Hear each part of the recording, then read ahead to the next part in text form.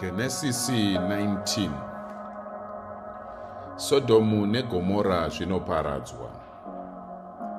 Vatumwa vaviri vakasvika muSodhomu madekwana, uye Roti akanga agere pasuo reguta. Akati achivaona, akasimuka kuti andosangana navo, uye akakotamisa uso hwake pasi. Akati, "Madzishe angu, ndapota hangu tsaukirei henyu kumba kwomuranda wenyu, mushambidze henyu tsoka dzenyu, uye mugovata usiku huno, ipapo mugoenda henyu mangwanani." Ivo vakati, "Kwete, tichavata hedu pachivara usiku huno." Asi akavakumbirisa zvokuti vakatenda kuenda naye, uye vakapinda mumba make. Akavagadzirira zvokudya, akabika chingwa chisina mbiriso, uye vakadya. Vasati vaenda kundovata, varume vose vaibva kumativi ose eguta reSodhomu, vose vaduku navakuru, vakakomba imba, vakadana Roti vachiti, "Uripiko varume wapinda mumba mako usiku huno? Waburitse kuno kwatiri kuti tivate nawo." Roti akabuda kunze kuti andosangana navo, uye akapfiga mukova shure kwake. Akati, "Kwete, shamwari dzangu, regai kuita chinhu ichi chakaipa. Tarirai, ndina vanasikana vaviri vasina kutongovata nomurume. Regai ndivabudisire kwamuri, uye mungagona kuita zvamunoda navo, asi musaita kana chinhu kuvarume ava, nokuti vakavanda pasi pedenga rangu." Ivo vakati, "Suduruka! Munhu uyu akauya pano ari mutorwa, asi zvino ava kuda kutotitonga. Tichakuitira zvakaipa iwe kupfuura ivo." Vakaramba vachimanikidza Roti, uye vakaswedera mberi kuti vapaze gonhi. Asi varume vaiva mukati vakatambanudza maoko avo, vakakwevera Roti mumba, uye vakapfiga mukova.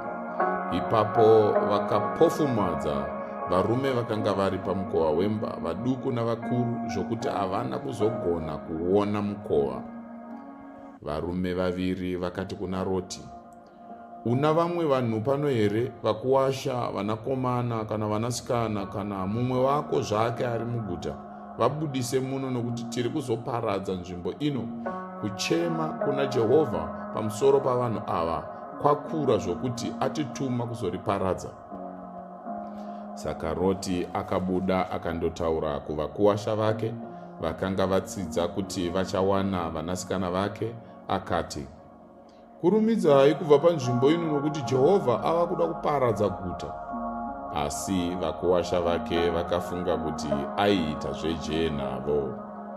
Mambakwedza vatumwa vakakurudzira Roti vachiti, "Kurumidza, tora mukadzi wako navanasikana vako vaviri vaunawo, kuti murege kuparadzwa kana guta roparadzwa." Akati achinonoka, varume vakabata ruoko rwake, uye namaoko omukadzi wake navanasikana vake vaviri vakavabudisa zvakanaka kunze kweguta, nokuti Jehovha akavanzwira tsitsi. Vakati vachangovabudisa kunze, mumwe wavo akati, "Tizai nokuda kwoupenyu hwenyu, musacheuka uye musamira papi zvapo mubani. Tizirai kumakomo kuti murege kuparadzwa."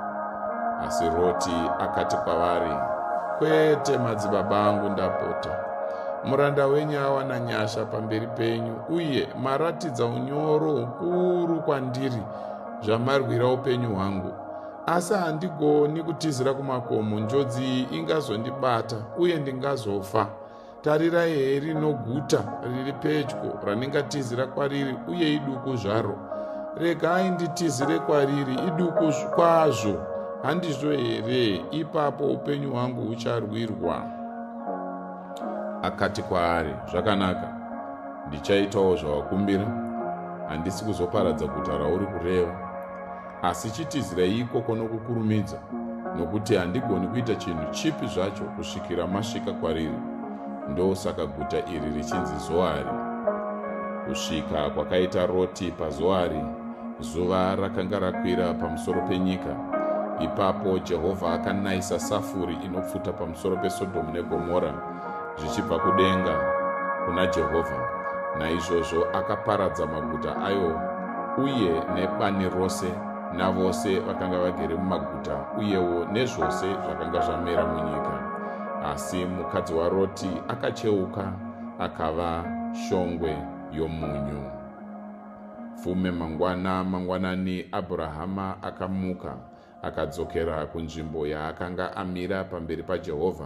Akatarisa zasi kwakanangana nokuSodhomu neGomora, kwakatarisana nokunyika yose yebani.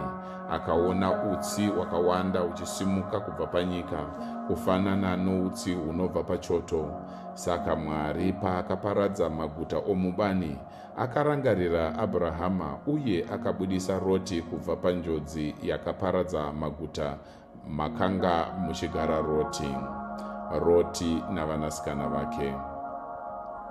Roti navanasikana vake vaviri vakabva paZoari vakandogara mumakomo, nokuti akanga achitya kugara muZoari.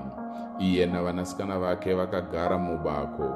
Rimwe zuva mwanakomana wake mukuru akati kumuduku wake, "Baba vedu vakwegura, uye pano hapana varume vokuti vavate nesu, saka setsika yenyika yose, ngatinwisei baba vedu waini tigorara navo kuti tichengetedze rudzi rwedu kubudikidza nababa vedu."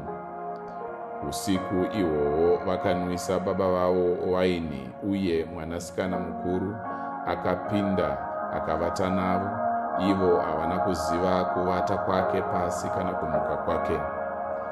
Pazuva rakatevera mwanasikana mukuru akati kumuduku wake, "Madeko ndakavata nababa vangu, ngativanwiseizve waini usiku huno, iwe ugopinda undovata navo, kuitira kuti tichengete rudzi rwedu kubudikidza nababa vedu."